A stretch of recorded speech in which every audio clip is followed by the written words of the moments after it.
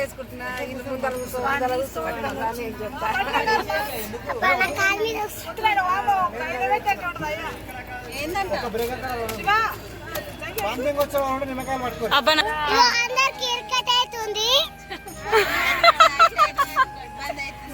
కొబ్బరి పోతున్నాం బండి ఇక్కడ అయింది మంది ఎక్కువ అయ్యారు ఇక్కడ చెప్తుంది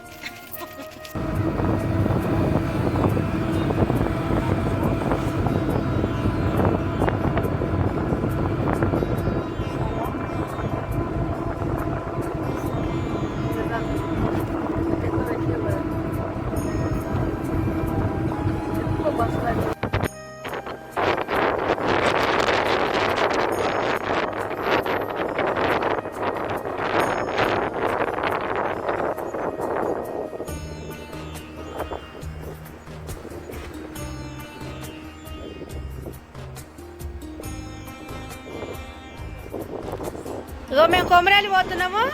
కొమరేలి కమాన్ ఇంటర్ అయింది, లోపలికి వెళ్ళిపోతున్నాము. ఇప్పుడు చీకట్లో పోతున్నాము. చాలా మంచిగా చల్లగా ఉంది వాతావరణం. ఇప్పుడు ఫస్ట్లో శివుడు వస్తాడు, ఆ శివుని దగ్గర దండం పెట్టుకొని దర్శనానికి పోతాం లోపలికి. ఫస్ట్ శివునికి దండం పెట్టుకోవాలి.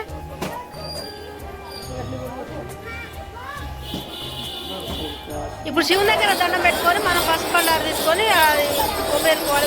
గంగరేం చెట్టు ఇక్కడ సిగాలు వస్తుంది, ఇక్కడ సిగాలు ఉంటారు, లాగులు వేసుకుని మంచిగా ముసుగులు వేసుకుని ఉంటారు.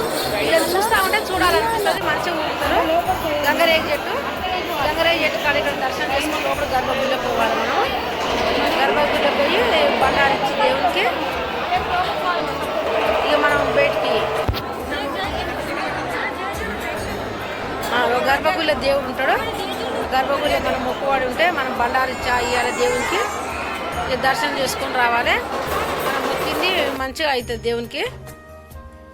ఏ మొక్కులున్నా అనుకున్నది అవుతుంది కోమరేలి మల్లయ్య స్వామికి. మేమైతే మంచిగా పోయినాము.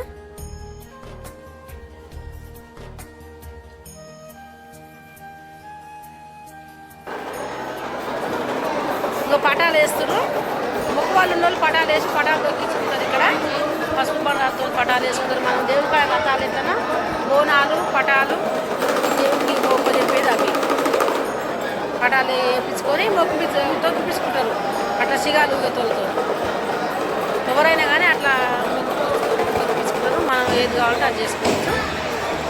అట్లా మొక్కిపించుకున్న వాళ్ళు బండాలు తీసుకొని దర్శనం చేసుకొని వస్తారు మల్లన్న స్వామి. పసుపు బండారే ఆ స్వామి ముఖ్యము. బాగా పటాలు గంగరేగి చెట్టు కింద పటాలు చాలా మంచిగా ఉంటుంది. చాలా జనం ఎవరైనా పటాలు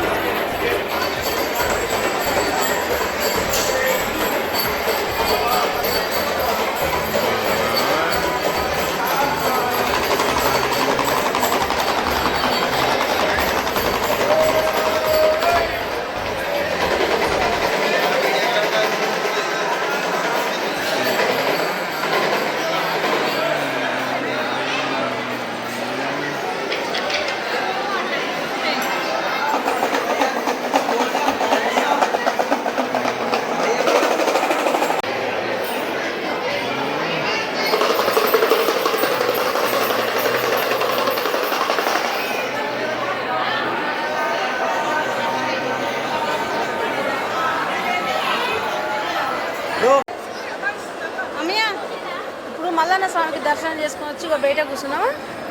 ఇప్పుడు ఇక్కడి నుంచి బయలుదేరి ఎల్లమ్మ గుడి కాడికి పోతున్నాము. ఎల్లమ్మ గుడి కాడికి పోయి మంచిగా ఎల్లమ్మ గుడిలో దర్శనం చేసుకొని పక్కన మైసమ్మ గుడి అక్కడ కూడా మంచిగా ఉంది.